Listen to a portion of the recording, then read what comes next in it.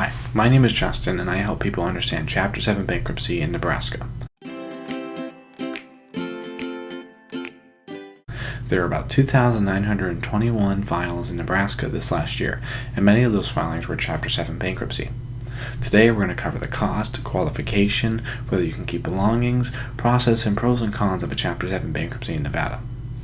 You generally have to qualify for a Chapter 7 bankruptcy in Nebraska by using what's called the means test. You can use our free Chapter 7 bankruptcy calculator in the link below, which helps you estimate qualification and costs. You generally can qualify if median family income is below the allowed income in Nebraska. Here are the numbers for Nebraska for case filed after November 1st, 2021. You can use our calculator below for updated figures. Cost. Now, the estimated cost of a Chapter 7 bankruptcy in Nebraska may cost between $800 to $1,200. Chapter 7 bankruptcy cost in Nebraska can depend on your location, the complexity of the case, the type of bankruptcy you're filing, how much attorney interaction you'll need, and the attorney's expertise. Now, for example, the Chapter 7 bankruptcy cost may be different if you're filing in Beluve versus Lincoln.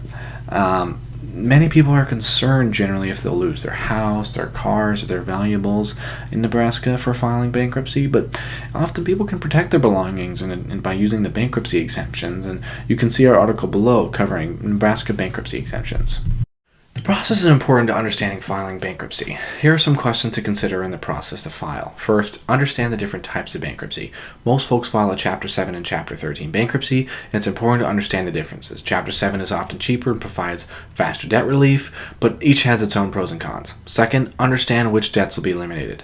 Most unsecured debts are eliminated in a Chapter 7. Estimate whether you'll lose any property. You can check that by looking at the bankruptcy exemptions that I'll link below. Third, estimate whether you qualify for a Chapter 7 bankruptcy. You can check that again by using the calculator below. Fifth, understand alternatives to bankruptcy.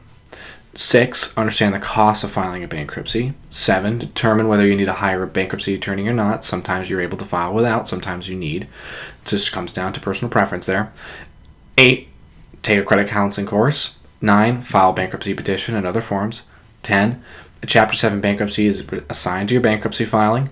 11, attend the meeting of creditors. 12, there's a confirmation of Chapter 7 bankruptcy filing qualification. 13, take second mandatory debt education course.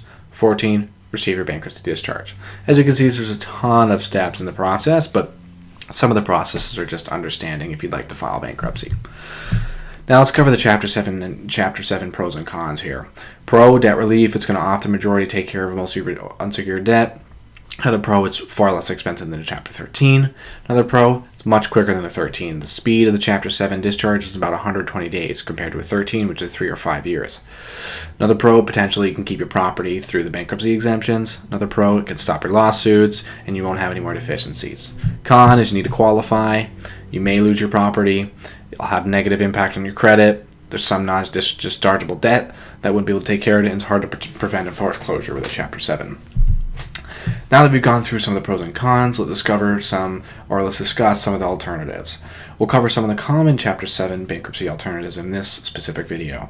First, let's cover Chapter 13 bankruptcy. As I said before, Chapter 13 bankruptcy is a 3 or 5 year repayment plan where you restructure existing debt into a 3 or 5 year plan. Now, you would have to make a payment each month to a Chapter 13 trustee and receive a bankruptcy discharge at the end if you complete the plan. It's often much more expensive than Chapter 7. Many people file Chapter 13 because A, they don't qualify, or B, they may lose their belongings in a Chapter 7. Now, second, let's cover debt settlement. Debt settlement is where you or a company will negotiate and settle the debts with your creditors. The goal and the idea here is to reduce the payment you make and the burden of all your debt by around 50%.